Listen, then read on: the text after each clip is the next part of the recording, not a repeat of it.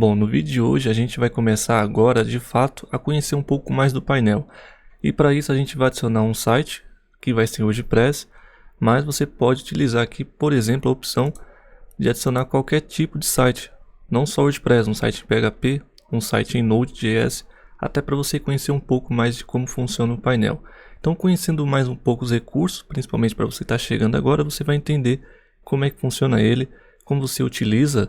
E no finalzinho, depois que a gente instalar o site WordPress, que vai ser o exemplo, nós vamos ver um pouco dessa ferramenta que vai precisar, a gente vai ver, né, no próximo vídeo, como instalar ela, porque ela precisa de algumas preparações antes, porque roda em Docker, então necessariamente a gente precisa do Docker instalado.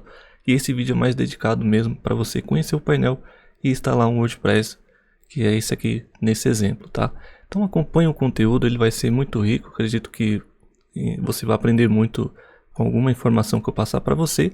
E não se esquecendo, deixa aquele like, se inscreve para você que não é inscrito. E vamos agora ver como é que funciona aqui todo o gerenciamento para adicionar um site. Bom, então uma vez aqui dentro do painel, uma vez que está instalado, a gente conhecer um pouco como é que funciona e como é que faz, né, para a gente poder instalar um site, seja ele de qual linguagem, né, de acordo com o que tem aqui que você pode colocar. Então aqui dentro do painel, em sites eu não tenho nenhum. Você vai clicar aqui, ele vai abrir essas opções. E como a gente viu lá no início, você pode escolher o tipo de site que você quer instalar.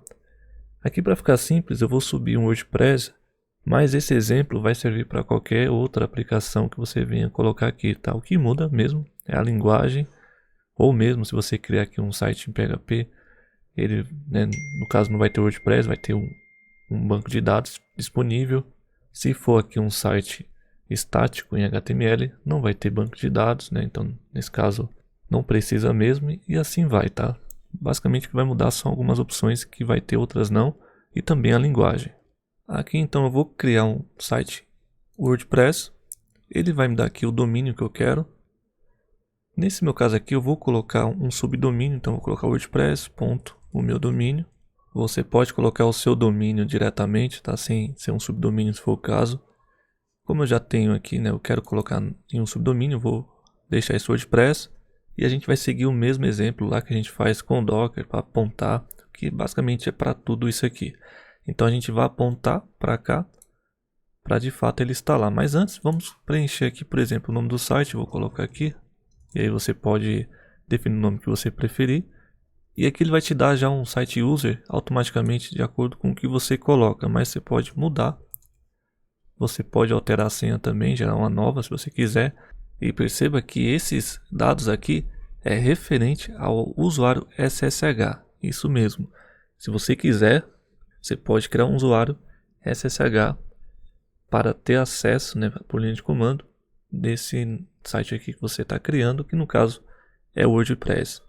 Mas se você não quiser, você pode deixar aqui como padrão. Eu vou deixar como padrão mesmo.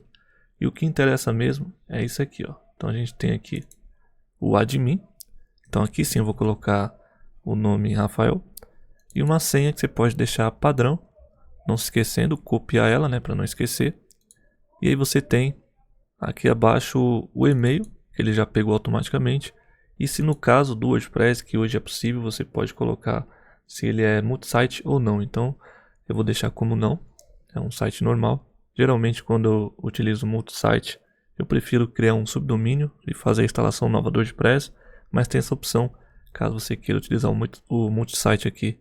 E dentro do CloudPanel você já consegue fazer isso com um clique. E olha só a facilidade, uma vez que você preencheu tudo isso aqui, você vem aqui no botão criar. Ele já vai criar para você com os dados que você preencheu.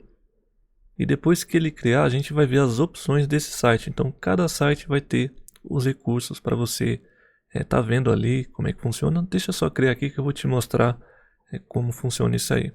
Basicamente é tudo referente ao seu site, né, a sua aplicação.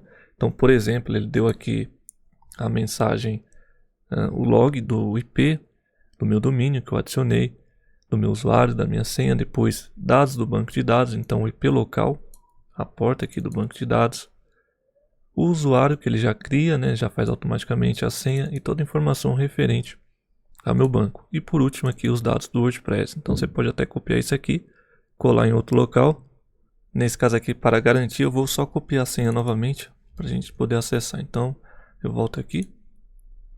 E agora perceba aqui em sites, eu tenho agora um domínio, um site em WordPress. E já respondendo a dúvida, para quem está chegando agora, ainda não entendeu muito bem, você tem um painel que está gerenciando seu servidor.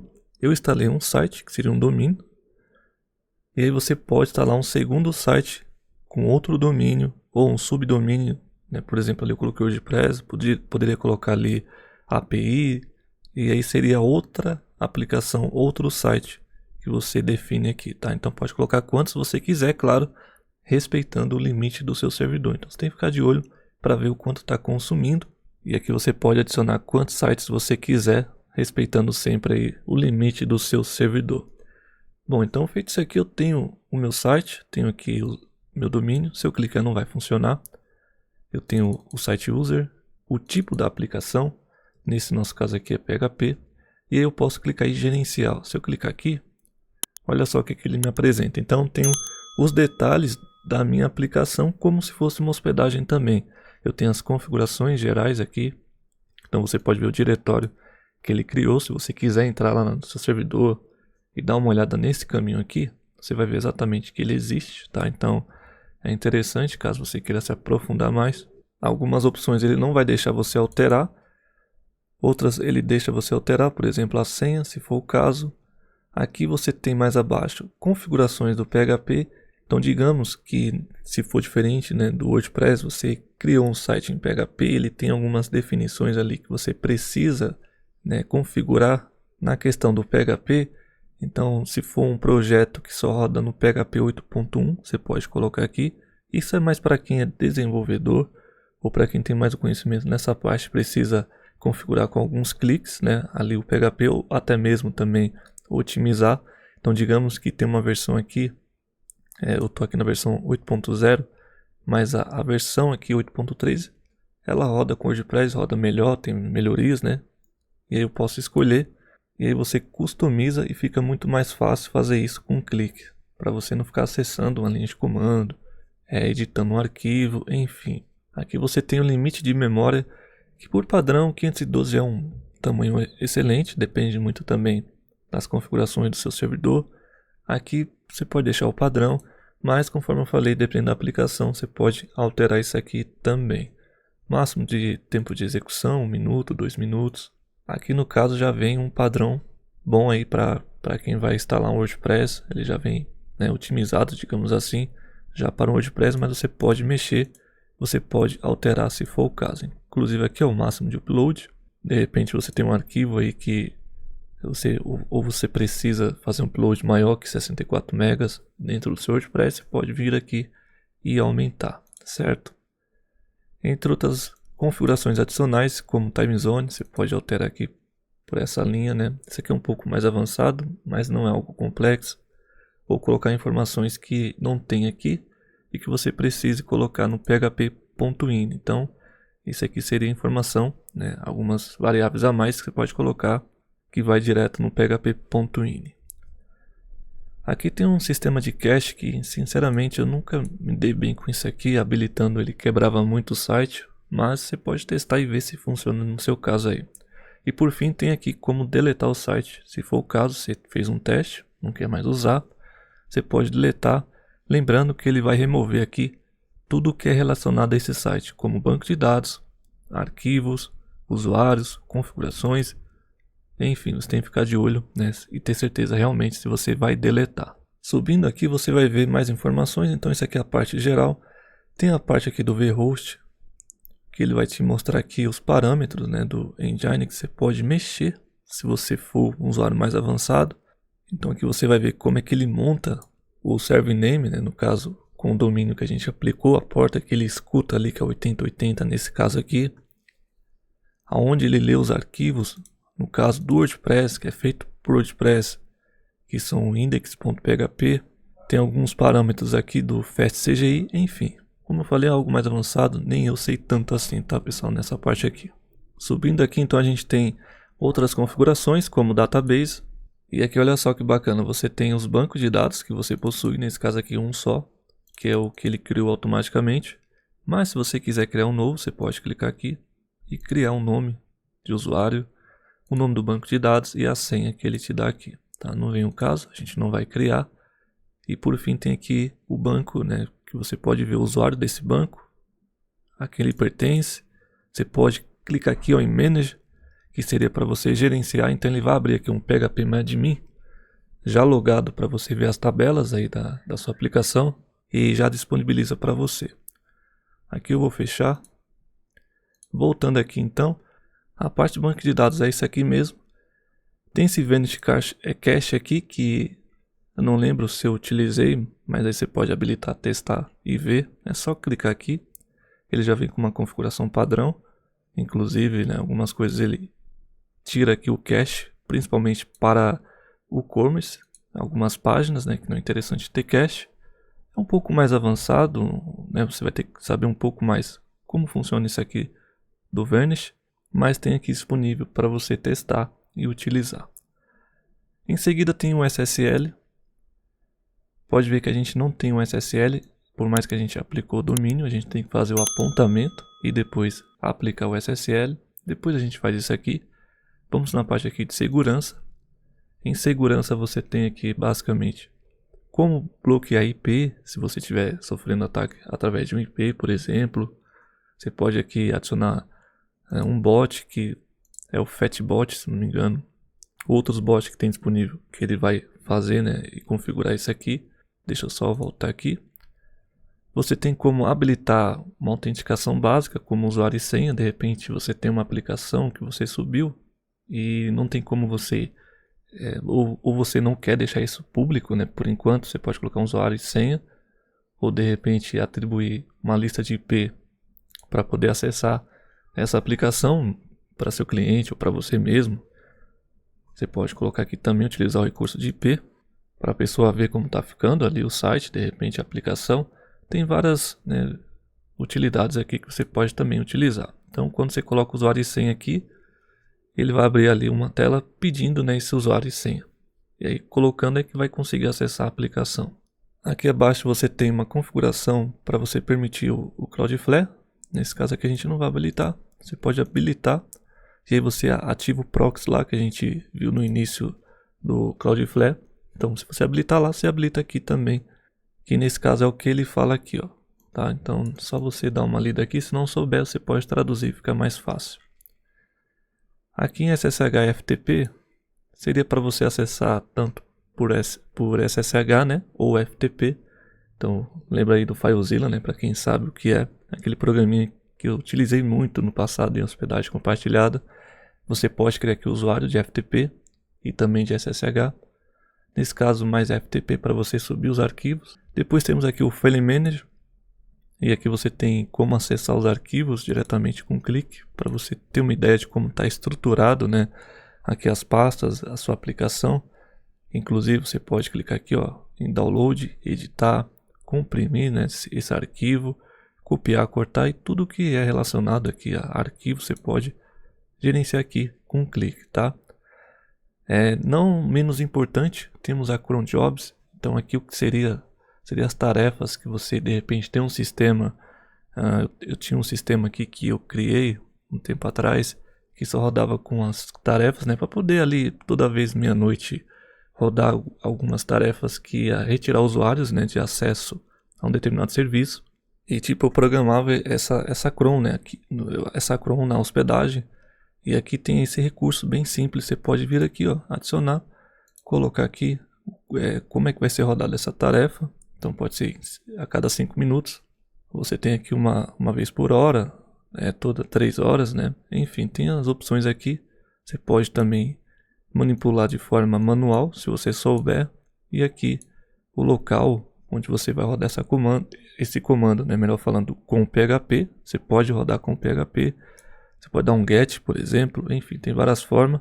Outro exemplo também interessante é o Mautic, né? Se você for utilizar o Mautic, que você precisar incluir as tarefas cron, alguma tarefa cron do Mautic, se você for rodar com esse painel.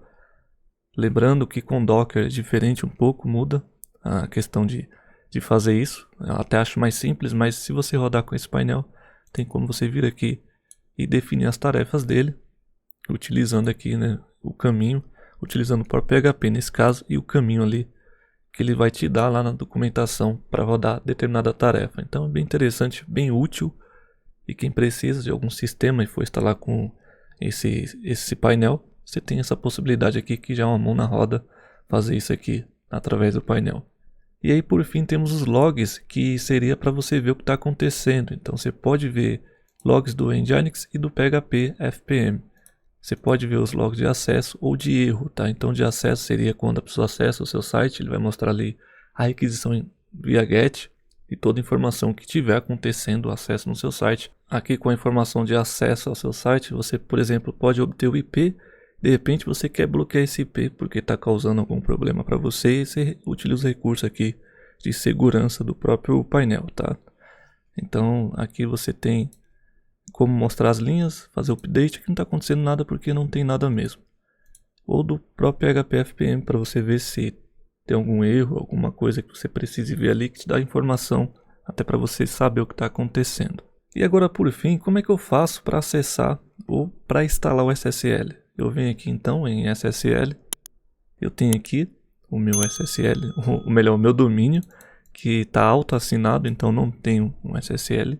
E como é que eu faço para instalar? Eu tenho esse botão aqui, mas eu só posso clicar para obter um novo certificado se eu tiver já apontado e funcionando isso aí. Eu não posso instalar um SSL que o site não esteja funcionando. Então para isso a gente vai vir aqui. Eu já tenho o endereço de IP, só que lembrando que a gente tem um endereço fixo, então esse endereço de IP que ele mostra aqui não vai funcionar, tá? Não vai ser útil nesse caso. E a gente vai vir aqui então, criar um novo registro. Eu vou colocar do tipo CNAME, justamente porque eu já tenho um ponto de entrada, tá? Que é o painel ali que a gente criou anteriormente. Então aqui como é que funciona? Continua da mesma forma.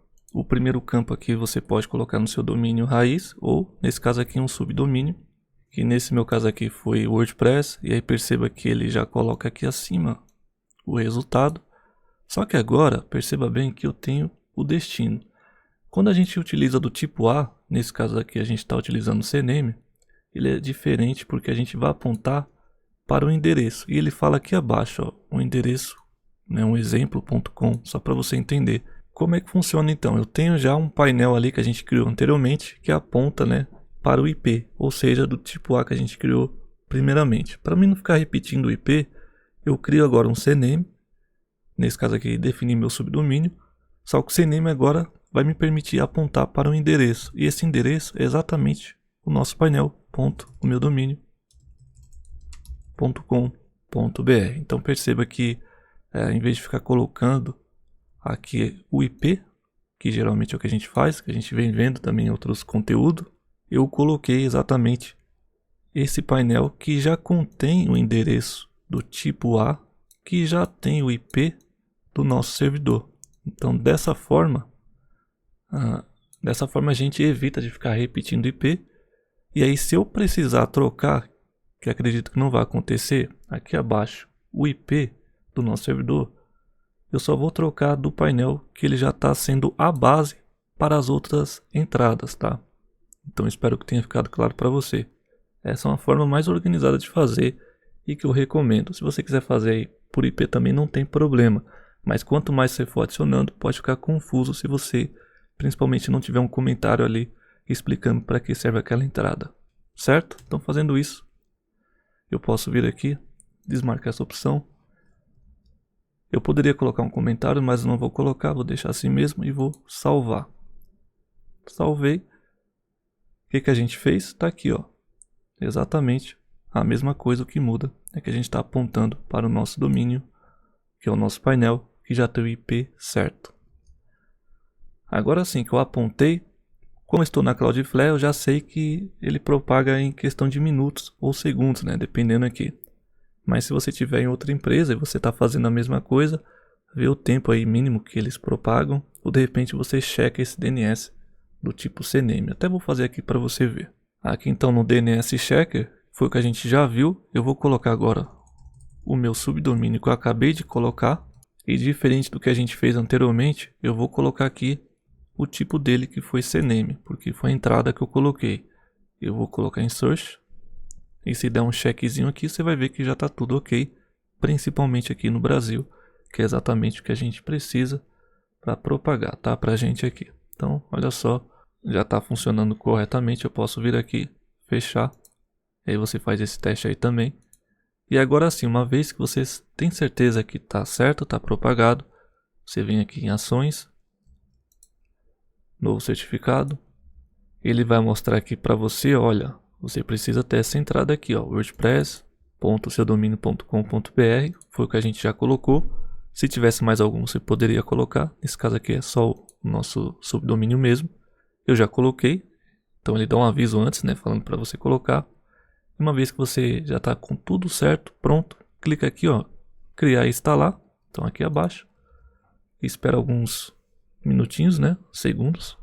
Ele está carregando aqui, vamos ver, né, se vai dar certo. Então perceba que ele deu a mensagem que deu certo. Então, além do certificado auto-assinado que ele já cria por padrão, agora você tem o certificado do Let's Encrypt com o seu domínio. E dessa forma você já pode acessar o seu WordPress ou qualquer aplicação que você tenha instalado e utilizado dessa mesma forma, que segue o mesmo padrão. Inclusive aqui, ó, ele já mostra a data de vencimento. Nesse caso, em novembro, dia 13 de 2024, ele vai mostrar se está instalado, nesse caso está, e ele automaticamente renova. Então você pode ficar tranquilo que antes dessa data, ele vai renovar a data, né, do seu certificado, não ficando expirado, tá? Não dando problema. Então, muita gente tem dúvida, ele faz essa renovação automaticamente. E agora eu vou clicar aqui para ver. Eu vou abrir aqui uma nova guia, para ver se ele vai abrir o WordPress. Então ele abriu o WordPress. E agora, para a gente ver se está funcionando, você pode acessar aqui o seu WordPress. Se eu colocar /admin, você pode ver que ele não entra, tá? Porque isso aqui é uma regrinha aqui do próprio painel. Então tem que colocar wp-admin. E aí eu vou colocar meu usuário. Lembre-se da senha, você tem que ter gravado essa senha para não dar problema depois e ter que fazer de outra forma para recuperar. Até porque aqui a gente não tem questão de e-mail. Tá? É somente a aplicação, mas essa questão de e-mail é simples, principalmente com WordPress. Então aqui eu vou clicar em logar e pode ver que ele deixou eu logar aqui. Deixa eu só fechar isso aqui e tá aqui o nosso WordPress. Perceba que ele é bem rápido, tá? Ele é já otimizado. Você pode otimizar muito mais, é claro, aqui o WordPress, e seria bem interessante e bem útil para quem precisa de um WordPress, né? Para quem precisa aí ter algo bem rápido, simples. Quem sabe aí montar seu blog, montar sua loja. É uma mão na roda. E a gente viu aqui essa questão com o WordPress, tá? Com o site. Mas lembre-se que você pode vir aqui e você pode colocar um site PHP, né? Um site em Python, Node.js. E agora você pode se perguntar, Rafael, mas para que isso, né? Por que você mostrou esse painel, sendo que você mostra, né, com Docker? Tudo não se resolve com Docker. Sim, o Docker ele facilita muito, mas tem aplicações, por exemplo, que nesse caso do WordPress, eu prefiro utilizar alguma ferramenta que já é otimizada para utilizar o WordPress. E aqui nesse caso do painel também, você pode às vezes ter uma aplicação que você vai precisar do painel e instalar o Docker para complementar outras aplicações que é melhor com Docker. Por mais que aqui tenha opção com Node.js, por exemplo, né? De repente é mais interessante você colocar isso dentro de um container. E é isso que a gente vai ver, né? Como é que a gente instala ao lado aqui um Docker. E nesse caso específico a gente vai utilizar essa ferramenta porque ela já faz aqui um gerenciamento mais simples, né? Do que só você instalar o Docker e ficar dependente ali de ficar acessando linha de comando. Não que você não possa fazer, você pode fazer assim também. Mas com essa ferramenta, uma vez que a gente instalar o Docker, a gente vai utilizar ela para gerenciar de fato, né, os containers de forma bem mais simples. Inclusive, já deixo claro que essa ferramenta ela vai trabalhar com o Docker ali standalone, né, o Docker normal, tá? Sem ser no modo Swarm, que o que muda mesmo é questão de você consegue, né, ter máquinas, replicar máquinas, fazer um cluster, ter um servidor, por exemplo, na REST, né, e fazer a conexão. Você tem uma possibilidade maior Bom, então a gente vai falar sobre essa ferramenta no próximo vídeo, tá? Não fique chateado, eu precisei mostrar para você como é que funciona a criação do servidor, instalação do CloudPenio, como fazer a instalação de uma aplicação com o próprio CloudPenio, até para você utilizar, que ele não está aqui, né, à toa, ele já vem com recursos básicos aí para você, né, utilizar suas aplicações. E aí nesse caso, como a gente pode, né, utilizar algumas aplicações em Docker e que vai ser mais interessante e mais fácil, a gente vai instalar um Docker do lado e utilizar essa ferramenta para gerenciar os containers, mas isso a gente vai ver aí no próximo vídeo. Então o que eu peço para você agora é, se você está gostando, se você está acompanhando, primeiramente, se quiser me ajudar, deixa aquele like, se inscreve no canal para você que não é inscrito e também deixa um comentário abaixo para mim saber se realmente você está entendendo, né? Se você está compreendendo como é que funciona, se você tem interesse que eu continue e trazendo essa parte aqui, que eu acredito que você vai gostar e você vai entender como é que funciona, até para você juntar duas ferramentas. Então você tem aqui um painel, poderia ser outro também, dependendo aí da configuração e do seu servidor, é claro.